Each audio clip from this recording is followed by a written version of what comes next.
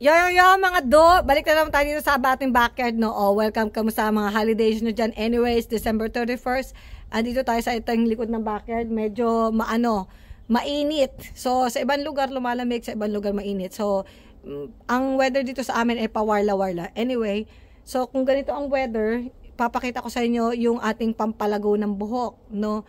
So, hindi ka pa nakakita kung paano ko ginagawa yung shampoo, apakadali lang nun. So, papakita ko muna yung anong klaseng aloe vera yun. Ito yung aloe vera na yun, guys. Yung aloe vera na to namumulaklak. So, itong aloe vera na to, ang klase ng ganitong aloe vera is namumulaklak siya twice a year. Kasi yun yung experience ko, namumulaklak siya ng twice a year.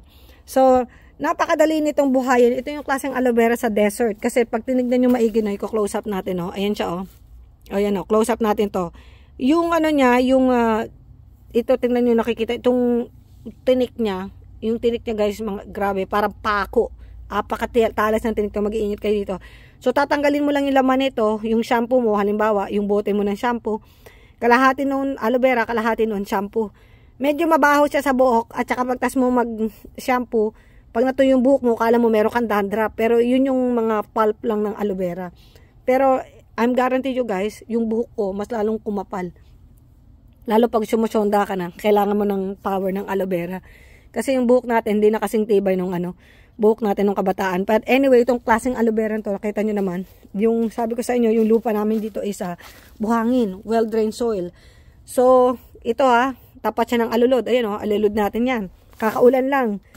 Lunod yung aloe vera. Kapag ibang klaseng aloe vera to, mamamatay to kasi ayaw nito ng matubig.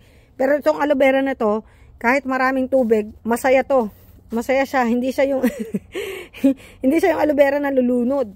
At saka pag tinapat mo siya sa araw, lalo siyang mas masaya. Kaya itong aloe vera na to, pag tinanim mo, kailangan tapat siya sa init. Tignan nyo, kahit gaano karaming aloe vera ko, hindi siya masyadong hindi siya masyadong dumadami kasi ginagamit ko to pang shampoo at saka pang panggawa ng sabon.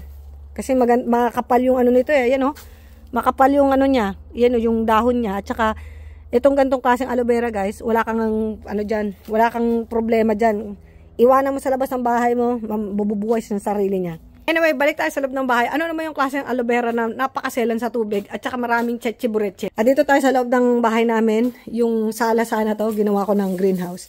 Ito yung aloe vera na napakaraming tsetche-buretche. Yan, yung gantong klaseng aloe vera, yan siya. Ang tawag ko dito, yung maarting aloe vera. Ito rin siya, So, napansin nyo, ang bagal nitong lumaki, at the same time, ito, 7 years old na to, guys. Mabagal siyang lumaki, at saka marami rin tong laway. Nga lang, sa dami ng laway niya, hindi siya yung katulad nung isa. Kasi maselan to. Ang maganda dito, kung sa loob to ng bahay, maganda to sa oxygen. Kasi, hindi nito kailangan ng maraming araw, at hindi nito kailangan ng maraming dilig. Pabayaan nyo lang siya. Ayan siya, kapag baby pa siya, ito siya. Matingkad din yung kulay niya, pero like I said, tinan mo yung lupa nito tuyo. Ayaw nito nang basa yung ugat niya. Mabilis itong mamatay, guys, pag basa yung ugat nito. Yung niya, pag lagi siyang tinutubigan, mabilis ang mamatay. So kung medyo gusto mo ng aloe vera display sa bahay, ganitong klaseng aloe vera. Ito, wala rin siyang, hindi siya masyadong mabatik-batik. Ito naman, mabatik-batik, pero pares din siya. Maarte rin to. Pakita ko sa inyo yung ibang maaarte, Nandito yung ibang maaarte. Yan siya, mabatik-batik din siya. Ang tagal niyan lumaki. Wala siyang masyadong laway, pero maganda rin tong pan-display at saka pang fertilizer sa iba nyong halaman. Gugupitin mo lang yung dahon, tapos katulad dito, halimbawa, ang tagal niyan lumaki, anong makukuha mo ditong laway? Wala, di ba? Pero kala mo wala siyang silbi. Ito yung kalamansi mo, dito mo siya ilagay sa ilalim ng puno ng kalamansi. Maganda yung laway ng aloe vera, guys. Ito, maganda yung laway nito pang fertilizer sa ibang halaman, Ayan siya, Kasi, bakit natin pinuputol yung dahon niya? Dahil nga, pag hindi mo masyadong pinutol yung dahon nito, hindi masyadong lumalaki. Kaya yan ang ipang fertilizer mo sa iyong kalamansi. Kaya naman yung kalamansi natin dito, mataba talaga siya. Marami rin ito magbunga dahil din sa laway ng aloe vera, So, ikaw na lang mamimili kung anong klaseng aloe vera ang gusto mo. Yung saksakan ng arte, pero hindi masyadong alagain. Ito namang walang selan, hindi rin to, walang arte. At saka maganda rin tong fertilizer sa halaman mo. So, mamili ka na lang kung anong gusto mo, Kasi nasa trip mo lang yan, Yung iba gusto ng marami. Nga lang, ito kasi pag sa loob ng bahay, hindi to pwede. Dahil pag sa loob to ng bahay, mamamatay siya. gusto niya yung maaraw. Kaya desert aloe vera to yung tawag dito. Ayun lang.